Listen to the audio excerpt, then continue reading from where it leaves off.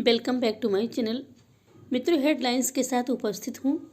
TET परीक्षा में आरोपी शिक्षक निलंबित कर दिया गया है, जो कि पेपर लीक होने के मामले में आरोपित था।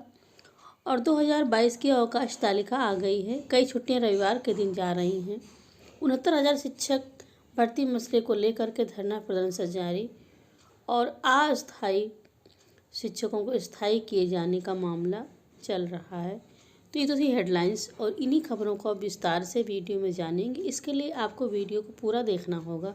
साथ ही साथ आपसे कहना चाहेंगे कि यदि चाहते हैं कि आपको बेसिक शिक्षा से संबंधित महत्वपूर्ण विषयों की जानकारी प्राप्त होती रहे, तो यदि अभी तक आप इस चैनल पर नए हैं, सब्सक्राइब नहीं किया है, तो कृपया इस चैनल को सब्सक्राइब भी कर लें और बेल आइकन भी प्रेस कर दें, ताकि कोई भी वीडियो हो तो उसकी नोटिफिकेशन आपको प्राप्त हो जाए। तो आइए वीडियो को देखते हैं और जानकारी प्राप्त करते हैं। 2022 की अवकाश तालिका आ गई है। कैलेंडर जारी कर दिया गया है। वर्ष 2022 में 32 सार्वजनिक अवकाश हैं। 6 अवकाश रविवार को होंगे।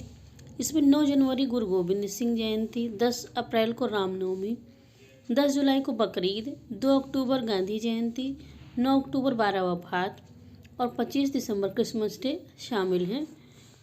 तो इसमें छुट्टियां जो हैं वो आप देख सकते हैं। इस बार 31 अक्टूबर को निर्बंधित अवकाश घोषित किया गया है।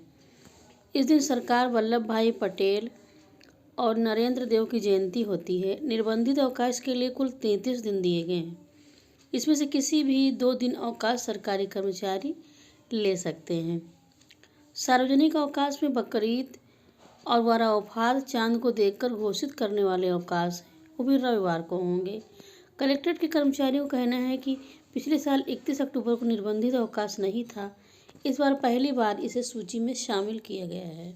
शिक्षकों को स्थायी करने के लिए शासन से फिर बात की गई है। प्रदेश के सहायता प्राप्त महाविद्यालयों में स्ववित्त पोषित पाठ्यक्रमों में पढ़ा रहे 3,920 शिक्षकों के विनियमितीकरण को लेकर चल रही कवायद अब तक बेनतीजा है। शासन ने उच्च शिक्षा निदेशालय की रिपोर्ट को अस्पष्ट और अपूर्ण बताते हुए फिर से रिपोर्ट मांगी है। शासन स्तर पर हुई बैठकों के बाद यह कवायद शुरू हुई थी कि चुनावी आचार संहिता लागू होने की तिथि नज़दीक आते आते संबंधित शिक्षकों की बेचैनी बढ़ गई है। इससे पहले शासन ने अनुदानित महाविद्यालय, विश्वविद्यालय, स्ववित्त पोषित अनुमोदित शिक्षक संघ के 27 जुलाई 2021 के पत्र पर उच्च शिक्षा निदेशालय से बिंदुवार रिपोर्ट मांगी थी। निदेशालय ने 28 अक्टूबर को अपनी रिपोर्ट शासन को भेज दी थी। शासन ने 10 दिसंबर 2021 को निदेशालय को दोबारा पत्र भेजकर कहा कि रिपोर्ट अस्पष्ट और अपूर्ण है। प्रदेश के 303 सहायता प्राप्त महाविद्यालयों के स्ववित्त पोषित पाठ्यक्रमों में 3,920 शिक्षक कार्यरत हैं, जिनके विनियमितीकरण पर प्रति माह 28.95 करोड़ रुपए व्यवहार आएगा। रिपोर्ट में यह स्पष्ट नहीं किया गया कि इतनी बड़ी संख्या में शिक्षकों के विनियमितीकरण का आधार क्या है तथा किन नियमों व पात्रता के तहत इनके विनियमितीकरण के संबंध में कार्यवाही की जानी है। यह पत्र उच्च शिक्षा विभाग के विशेष सचिव श्रवण कुमार सिंह की तरफ से निदेशक उच्च शिक्षा को भेजा गया है। मित्रों, परिषदीय स्कूलों में 69,000 शिक्षक भर्ती परीक्षा की उत्तर कुंजी में एक प्रश्न के गलत उत्तर ने सैकड़ों अभ्यर्थियों को नौकरी के सपने से दूर कर रखा है। कोर्ट ने भी अभ्यर्थियों को 1 अंक देने का आदेश दिया है। इसको लेकर अभ्यर्थी पूर्व में कई बार सचिव, परीक्षा नियामक प्राधिकारी कार्यालय पर प्रदर्शन कर चुके हैं। लगभग 1 पखवाड़ा पूर्व प्रदर्शन के दौरान नए सचिव ने अभ्यर्थियों को 15 दिन का समय दिया। समय सीमा खत्म होने के बाद बुधवार को एक बार फिर अभ्यर्थी सचिव, परीक्षा नियामक प्राधिकारी कार्यालय पर संशोधित परिणाम जारी करने की मांग को लेकर धरने पर बैठे हैं। अभ्यर्थियों का कहना है कि संशोधित परिणाम जारी नहीं किया जाता है तब तक प्रदर्शन जारी रहेगा। धरना प्रदर्शन में शामिल दुर्गेश शुक्ल, राम मिश्र, रोहित शुक्ला, विवेक सिंह ने बताया कि 69,000 शिक्षक भर्ती उत्तर कुंजी के संदर्भ में हाईकोर्ट ने अभ्यर्थियों के पक्ष में आदेश दिए हैं। अभ्यर्थियों के मुताबिक कोर्ट ने कहा था कि 25 अगस्त 2021 से पहले कोर्ट में याचिका लगाने वाले जिन अभ्यर्थियों का चयन 1 नंबर से रुका है, उन्हें 1 अंक देकर जल्द से जल्द नियुक्ति कर दी जाए। 3 महीने से ज़्यादा समय बीतने के बाद अभ्यर्थियों ने कोर्ट के आदेश का अनुपालन किए जाने की मांग को लेकर लगभग 20 दिन पहले पीएनपी कार्यालय के बाहर धरना दिया था। इस संबंध में पीएनपी सचिव अनिल भूषण चतुर्वेदी ने कहा था कि शासन को निर्णय लेना है। उन्होंने अभ्यर्थियों से 15 दिन का वक्त मांगा। करीब 15 दिन का समय बीतने पर एक बार फिर से अभ्यर्थी अपनी मांग को लेकर धरनारत हैं।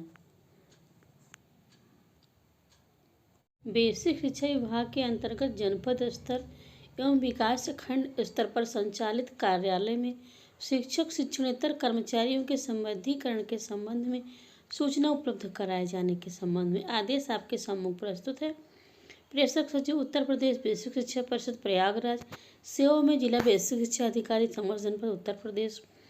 और दिनांक की बात करते हैं तो 21 दिसंबर 2021 का आदेश है और इसका विषय है बेसिक शिक्षा विभाग के अंतर्गत जनपद स्तर एवं विकास खंड स्तर पर संचालित कार्यालय में शिक्षक शिक्षणेतर कर्मचारियों के संबंधीकरण के संबंध में सूचना उपलब्ध कराए जाने के संबंध में महोदय उपरोक्त विषय अवगत कराना है कि शासन द्वारा बेसिक शिक्षा विभाग के अंतर्गत जनपद स्तर एवं विकास खंड स्तर पर संचालित कार्यालय में शिक्षक शिक्षणेतर कर्मचारियों के संबंधीकरण के संबंध में सूचना चाही गई है। उक्त के संबंध में आपको निर्देशित किया जाता है कि शासन द्वारा चाही गई सूचना संलग्न प्रारूप पर दिए गए प्रारूप पर परिषद की ईमेल की जो लिंक दी गई है उस पर उपलब्ध कराना सुनिश्चित करें।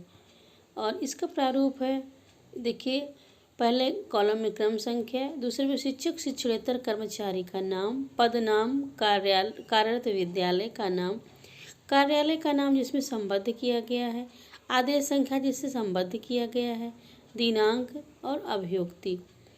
और देखिए लिखा है प्रताप सिंह बघेल, सचिव बेसिक शिक्षा परिषद उत्तर प्रदेश प्रयागराज।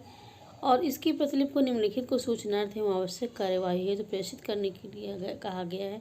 महानिदेशक स्कूल शिक्षा उत्तर प्रदेश लखनऊ, शिक्षा निदेशक उत्तर प्रदेश लखनऊ, मंडलीय सहायक शिक्षा निदेशक बेसिक समस्त मंडल उत्तर प्रदेश को इस आशय से प्रेषित करना कि मंडल कार्यालय में संबद्ध शिक्षक शिक्षणेतर कर्मचारियों को सूचना संलग्न प्रारूप पर उपलब्ध कराने का कष्ट करें। और श्री बिंदेश्वरी पटेल आशुलिपिक उत्तर प्रदेश बेसिक शिक्षा परिषद प्रयागराज को इस निर्देश के साथ प्रेषित है कि जनपदों से प्राप्त सूचना को संकलित करते हुए अधो हस्ताक्षरी के समक्ष प्रस्तुत करना सुनिश्चित करें। प्रताप सिंह बघेल, सचिव उत्तर प्रदेश बेसिक शिक्षा परिषद प्रयागराज।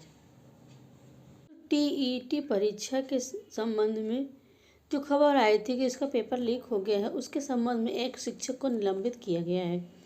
हाथरस जनपद में सिकंदरा